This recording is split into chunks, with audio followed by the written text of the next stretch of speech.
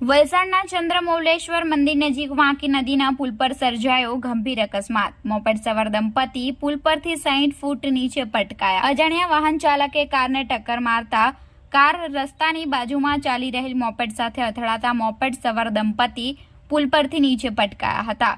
સમગ્ર ઘટનાની મળતી વિગતવાર માહિતી મુજબ સેન્ટ્રો કાર નંબર MH04FR0037 માં સવાર પરિવાર મુંબઈથી વલસાડ આવી રહ્યા હતા અને નેશનલ હાઈવેના ત્રીજા ટ્રેક પર પોતાની કાર હંકારી રહ્યા હતા।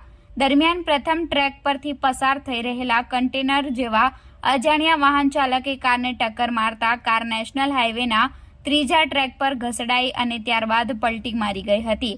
જોકે આ દરમિયાન ત્રીજા ટ્રેક પર મોપેડ નંબર GJ15DB3786 પર સવાર દંપતી પારડીથી વલસાડ તરફ આવી રહ્યા હતા, જેમની મોપેડ સાથે કાર ટકરાતા મોપેડ સવાર દંપતી વાંકી નદીના પુલ પરથી અંદાજિત 60 ફૂટ નીચે પટકાયા હતા।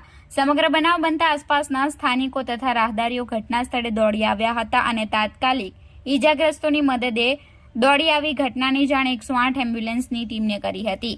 સમગ્ર બનાવ બનતા નેશનલ હાઈવે પર અકસ્માત જોવા મોટી સંખ્યામાં રાહદારીઓ ઉમટી પડતા નેશનલ હાઈવે પર ટ્રાફિક જામ સર્જાયો હતો।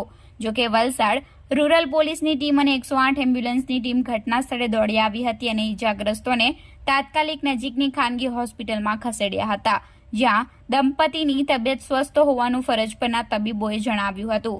આ બનાવને પગલે રૂરલ પોલીસે ક્રેઇનની મદદ લઈ નુકસાન પામેલ કારને સાઈડે કરાવી વાહન વ્યવહાર સામાન્ય કરાવ્યો હતો।